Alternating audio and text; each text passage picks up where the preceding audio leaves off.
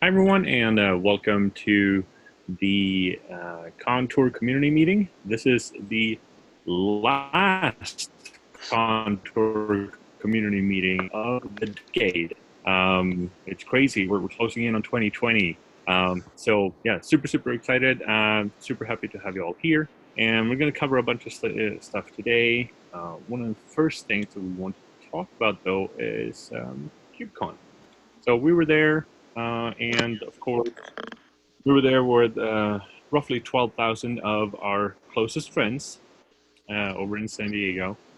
And we had a bunch of great discussions and conversations with people around Envoy and Contour.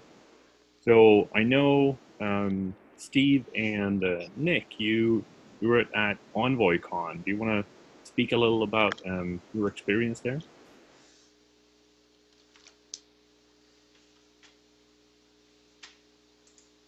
Yeah. So you can go first.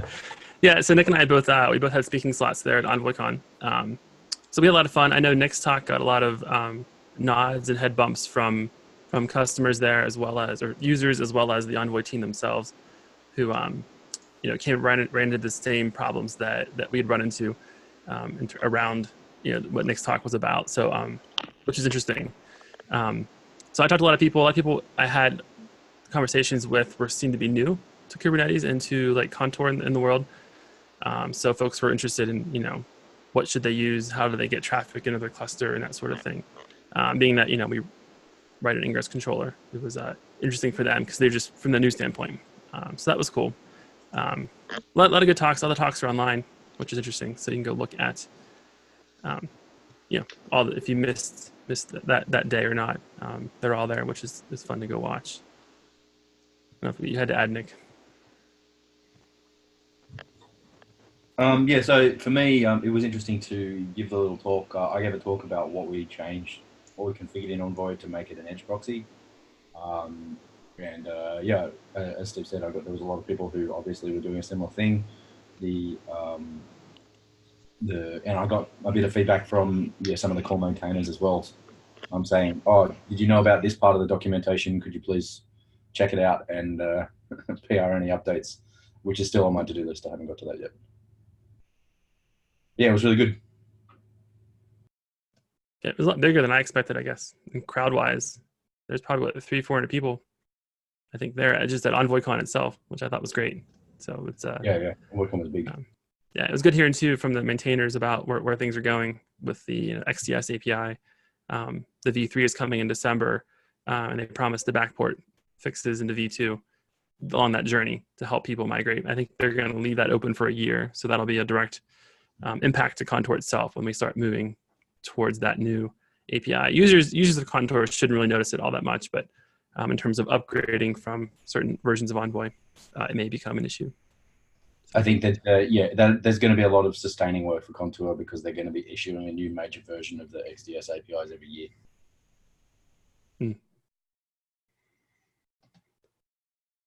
Cool.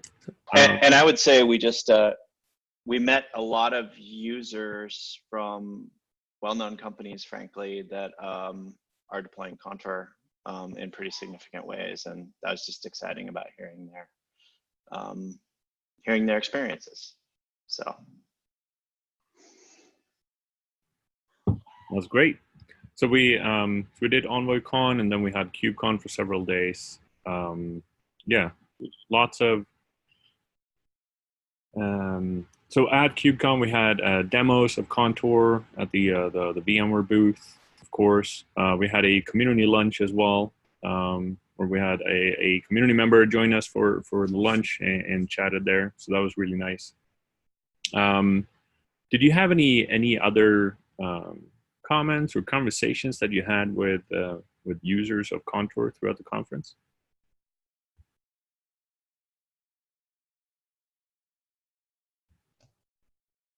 I'm trying to think. I know I had some other talks after my KubeCon talk on Tuesday with some folks. Again, some of them were new. Some of them asked how they should basically, I guess my talk at KubeCon was how you could leverage Contour to bridge, things together without having to deploy a service mesh, right? So if you don't want to go down that road of deploying a full-fledged service mesh and all the sidecars and all that overhead and complexity. So they're interested, hey, I want to deploy this. Should I do that or not? And it was sort of like, well, I can't decide that for you. But it was good that, again, it sparked conversation. It sparked interest, I think, in the simplistic approach, I guess, of how Contour can be used, not as a service mesh, because it's not, but to give you some of the capabilities that, a service mesh would give you in terms of routing between applications and clusters and that sort of thing. So I think that was interesting. Again, I think it sparked some interest in some folks and some conversations about what it could do and how you could approach, the problem without having to, again, to go down that road of service meshes. Cool. Any other thoughts around KubeCon before we move on to the next topic? It was very big. It was enormous. It was yeah. crazy.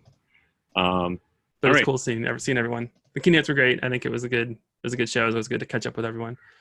But yeah, it was hard to talk to everyone because there was just so much. Everyone's there, and you can't spend time with everyone, unfortunately. But yeah, it was really cool, and I really enjoyed that we had all these day zero events for other CNCF projects and related technologies. So that was really cool. So I want to add something in here because we're going to talk about a new release coming up quite shortly here. But between the last community meeting and this community meeting, we had a major milestone release.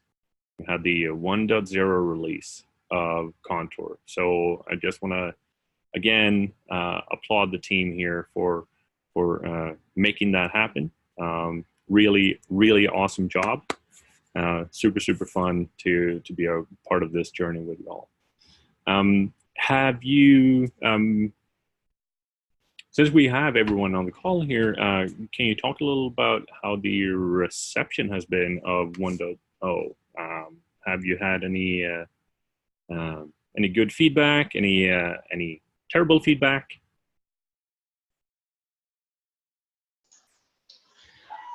So I think the evolution of Ingress route to HTTP proxy has caused some community members some anxiety, especially those with large deployments. So I don't want to. So I think it would be great to have some tooling to help those folks and offer some assistance. I know we've already talked about it, so it's not exactly foreshadowing, but I know because of that change, some people, some community members' plans had to change with an existing deployment plan or something like that. Yeah, I had similar questions. Maybe the same person, Tim. I'm not sure, but they were okay with it. It was more of do we have plans to get there? And I think we do in the upcoming release of 1.1 to help folks move from ingress route to HTTP proxy. So it's coming. It's just more of like they wanted to kind of see that and how that worked. Yeah, I'm currently working on the tool to help people with the migration to do that. Awesome. Yeah, actually, there's thanks for the reminder, Tim. The other thing that was important was that the Ingress v2 work in SIG networking is actually sort of spinning up, and it looks likely that there will be a working group created in the near future. I attended a meeting of what probably will end up becoming the working group, and it was pretty positive.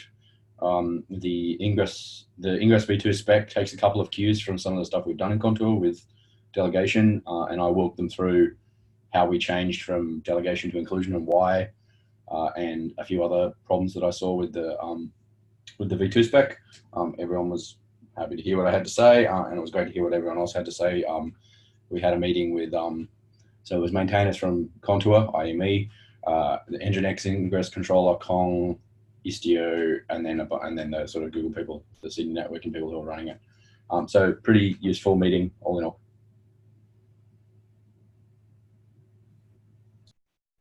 Cool. And so is that going to start now before the new year? those discussions, or?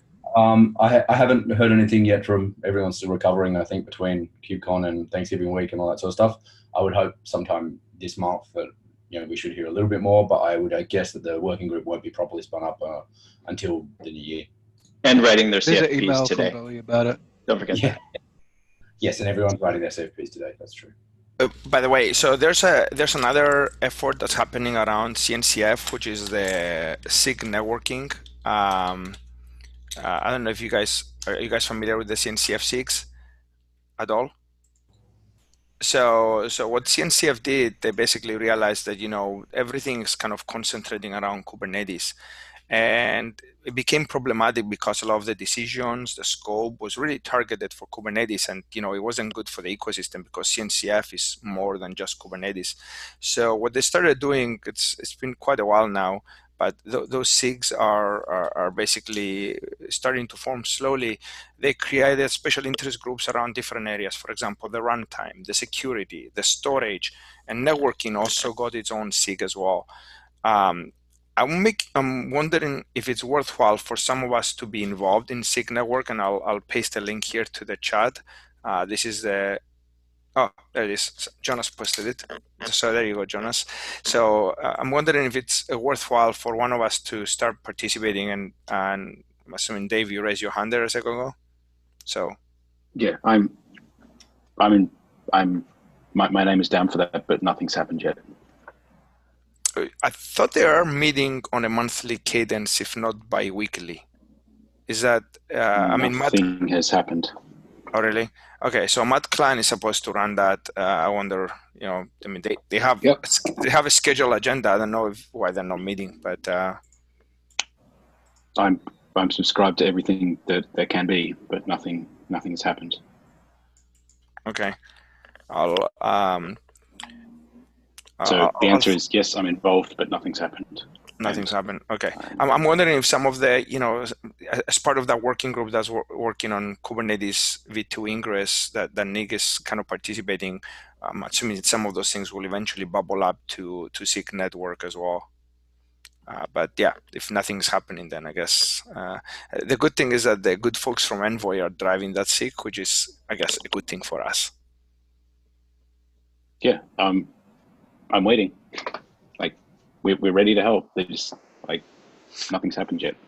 Do you mind if you ping Matt Klein directly and ask him, hey, what's going on? When are we going to jumpstart this SIG?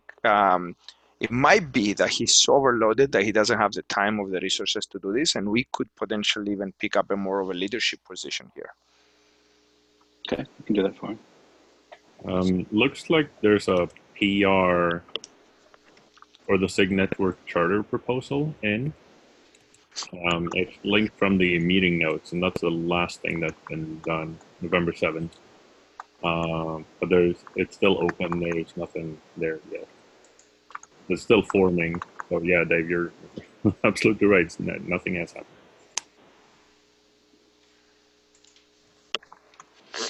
Okay.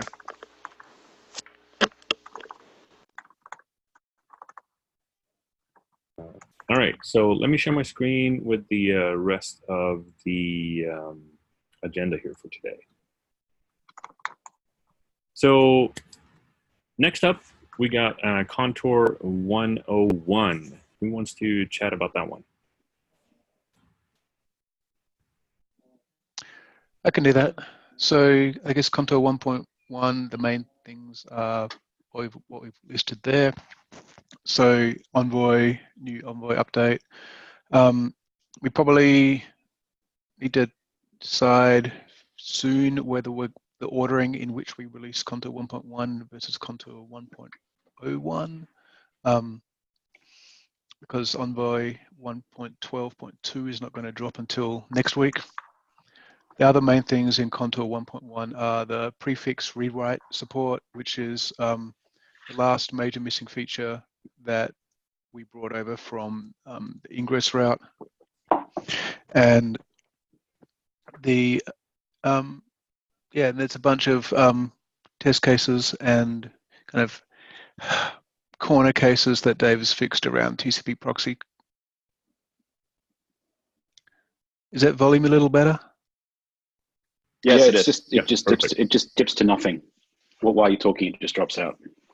Yeah, I'm having to talk a little bit loudly, more consciously into the shout into the mic a little bit. Cool. So to speak on Envoy, there's an Envoy release coming out on the 10th of December that fixes a number of high severity CVEs, and then that kind of puts us in the position of do we do another release on the 1.0 series just for that Envoy release? Just to step back a little bit, I don't want to combine, but putting the past in the past, going forward, I don't want to combine security related releases and bug fix or feature releases. The reason for that is you as users of Contour should never feel you're in a position of like, oh, I want to apply that update, this important security update, but yeah, like there's some functionality changes and my users are complaining. Like, we should never put you in that position. So taking a leaf out of the way that the Go project do it, which is they will always do a separate release for security issues as opposed to bug fixes or improvements. So we're trying to figure out how the timing's going to shake out. It could be that we do a point release on the 1.0 series. It could be that we do a 1.1 release and then soon after a 1.1.1 to pick up the Envoy change. Perhaps the less preferable is to just to roll everything into 1.1, because, as I said, we don't ever want to put anyone in a position of like, hey, you should, the supported policy is you use the latest release, which will be 1.1, and you're like, well, there's some functionality changes or something I didn't understand. Especially perhaps around we found a lot of edge cases in TCP proxying where just things are inconsistent. So in cleaning up those inconsistencies, we don't want to put you in a position you're like, well, one of my users complaining it's broken, so we had to roll back, and that means I'm using the vulnerable version of Envoy. So those are some of the things we have to consider.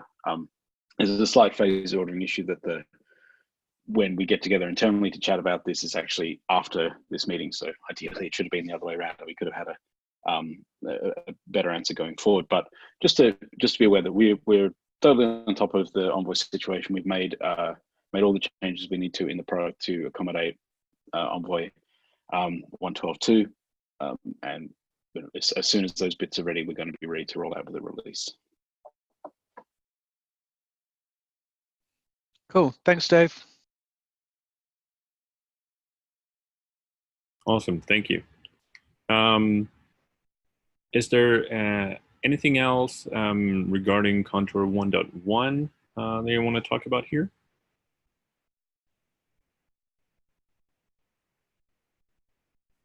I think, Dave, you go.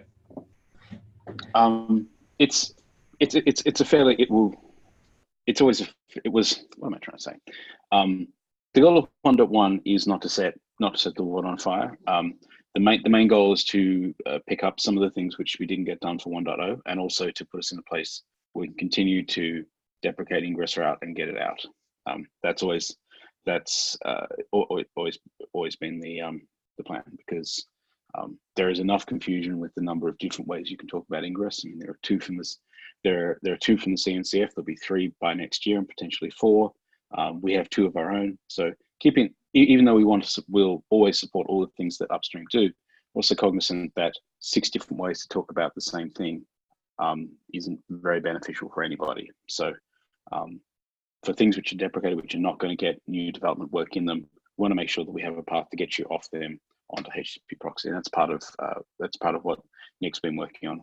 You're a little bit circumspect in how the translation tool is working. So maybe, Nick, you could talk a little bit about how you envisage people using this tool. Like, it's not going to set the world on fire. It's literally a tool that translates your ingress route objects to HTTP proxy objects, so that you can, to the degree that mechanical translation is possible, we can remove that as a roadblock for upgrading. Yeah. Okay. So the idea is that the tool, it's called IR2Proxy, not a fancy name either. It will run on the command line. It will take your ingress route objects and object for object, translate them into HTTP proxy objects.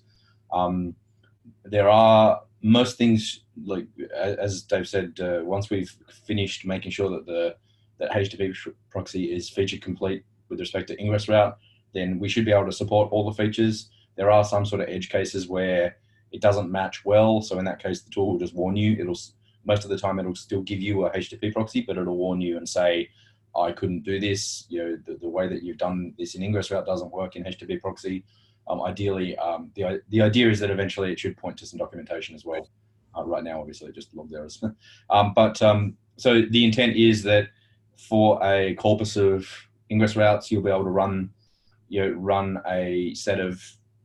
this command across each of them, and it will give you a HTTP proxy ready to be spat out somewhere, and then reviewed by a person and then applied to the cluster. As a corollary to that, the other thing that I will be working on the rest of this week is to try having a look at trying to change the semantics of, if you have an overlapping ingress route and HTTP proxy, I'm going to change it so that the HTTP proxy will overwrite the ingress route. Currently, I think it just makes them both invalid. And so the idea here being that you can apply the new HTTP proxy, check that everything works, and if not, roll it back by deleting the object. And if it does, then roll forward by deleting the ingress route. And that gives you a migration path to get from ingress route to HTTP proxy. So that's sort of the plan. I'm hoping to be able to get that change in for 1.1. IR2 proxy is a separate tool in a separate repo with its own release cadence.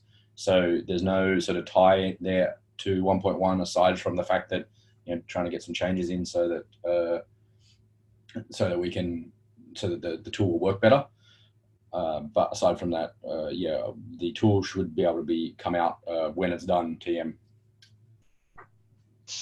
I threw the link in the HackMD to the tool. It's still very bare bones right now, as it's extremely under active development. Yeah, you can see I haven't filled out the README or anything yet. Looks great. Perfect for production, I think. The build's passing. That's great. I'm sure it's got complete test coverage. So it actually currently has about 80% test coverage overall. Fantastic. It's not NAN. Anyway.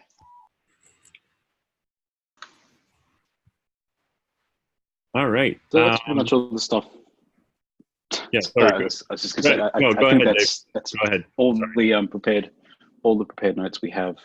So maybe if there are any community members on the call, we can throw it open to you, because this is really your opportunity to ask us questions, put us on the spot, get us to explain how things work or why they don't. So if there's anyone out there in Radio Land, we're here to answer your questions.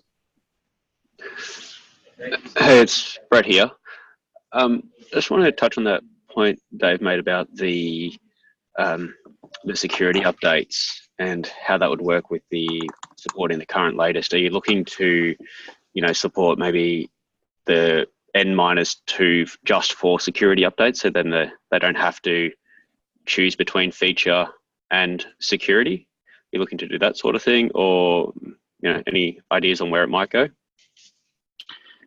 We should definitely. It's the current like we only support the latest release policy is not particularly flexible there. We should definitely talk about if there's an opportunity to change that. Obviously, that has a cost, like in time and maintenance overhead, but which I'm not qualified to speak about. So the solution to that is yes, we should talk about it. Please open an issue. And it doesn't have to be a binary decision. We only support the current release, or we support N-1 or N-2. We can say security, we support this number. For other bug fixes, we don't, or it's a different number or whatever. So it's probably a good point good time to point out on the Contour website, we have a compatibility table between Contour releases and Envoy releases. This table is very brief at the moment, but obviously it's going to grow over time. One of the restrictions in backporting security fixes is usually the fixes aren't to our product; they're to Envoy, and Envoy do not have a backporting policy. Their policy is effectively the same as ours currently, which is what we modeled ours on. They don't backport fixes to older versions, which puts us in a somewhat difficult position that we have to make an older version of Contour work with a newer version of Envoy, which is a risky proposition. Because that could then see a feature change. We are kind of between a rock and a hard place because they don't backport fixes. So that does limit our options a lot and kind of drives us in this motion of we follow them very, very closely. Wherever they move, we move as quick as we can. Because I've seen what's happened to other projects like Istio that are stuck on their own forked version of Envoy. They're in a really, really unfortunate situation. I don't want to put our users in that. Cool, thank you.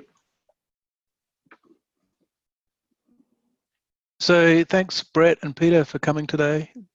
Appreciate you guys both showing up. So I twisted Peter's arm a little bit the other day about the Helm chart for Contour. So I'm hoping that we can bring that Helm chart up to the 1.0 release. What do you think about that, Peter? Yeah, I'm happy to do it. I think that what Nick is working on will be like a good segue into providing an upgrade path for that easily for people. I just wanted to do it because I think that a lot of folks getting started out with Kubernetes and the ecosystem kind of look to Helm charts to be like, oh, what's available that I can use? So I wanted to get, us under that umbrella. But also I think James mentioned bringing the Helm chart out of that global repository and kind of hosting it in our own could be a potential future change. Yeah, I think the way I understood what's going on in the Helm project is it looks like they're moving away from a central charts repository and encouraging projects to host charts themselves, and they would aggregate from there. That's accurate? Did I understand that correctly? Yeah, that's accurate. So that's accurate. And another thing that's happening in that community is, there's this open container initiative around building an OCI registry that will be able to host artifacts like container images, but also Helm charts at the same time in the same repo. So the need for charts museum and other repositories is going to wind down eventually. Okay, that sounds great. So that sounds like if we can figure out how to move the kind of official Contour Helm chart into a repo under Project Contour, that's a consistent direction for the upstream projects. Yep, yeah. I'll have a look like how people are referencing them and naming and stuff like that, and start having a look around that space. That'd be awesome, Peter. I think the other thing that I'm really interested in with the Helm chart is having the 2 or 3 different deployment options which people need, which currently you end up tweaking the deployment YAML a little bit for. So I think there's just 1 or 2 different things you would do slightly differently if you're deploying to like a local kind cluster, or if you're deploying to AWS or. Got it. I added a link in the chat, and I'll add it to the notes as well. So we recently did this for Harbor, and so we have a separate repository for the Helm charts there, and we just link that from helm.goharbor.io, or rather we have them published there because that's a requirement for the new structure. So. And it's likely we're going to do something similar for Sonobui, Sonobui and Valero, but they will have their charts hosted in one single VMware Tanzu /charts repo. So there won't, and that's certainly possible for Contour, but that might make it harder to find since Project Contour, because it's a different top level GitHub work. Can I ask a question around that as well? Why are like Valero and Sonoboy under that, and then Project Contour is out on its own? Maybe I missed that. I don't know. I haven't been following. Michael, do you want to answer that one? Yes, I can do that. So I think, you know, part of the reason is that there's quite a bit of effort to move things into that specific repo. But more importantly, our goal is eventually to donate Contour to the CNCF project umbrellas. So essentially, CNCF will immediately become its own project hosted separately from everything VMware. It will be driven by the community. It will be governed by the CNCF policies, code of conduct, governance. And that made sense for us to kind of delay the merge because we're trying to go in a different direction. I think that's going to be a great thing for the community and a great thing for Contour itself, just given the amplification of visibility that Contour will get with that donation. That's the key reason for moving it into a new top level org to begin with. Also, VMware Tanzu didn't exist yet when this decision was made. So that wasn't even an option on the table. And even if we had decided we wanted to be in VMware Tanzu, we didn't want to do that to our users and, you know, bounce around twice in the period of a couple months. But it's primarily exactly what Michael said. Oh, I'm sorry, say that again, Peter? I didn't want to assume anything. I wanted to ask, you know. No, it's a good question. And by the way, just, you know, given that we just talked about it right now, is that something that will be welcomed by you folks? What is some of the feedback? Do you guys agree with that kind of path forward?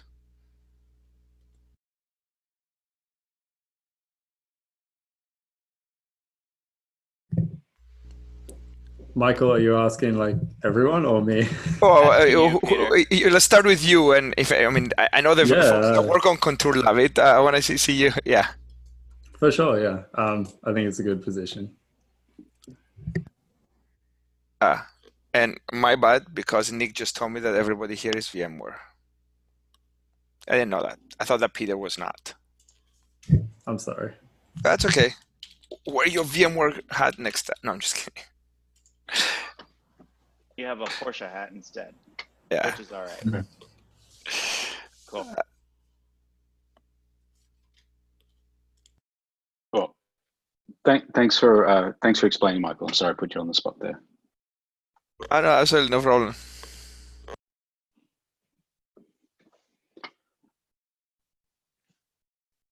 All right, I think that kind of wraps it up for today. Unless anyone else has anything to add.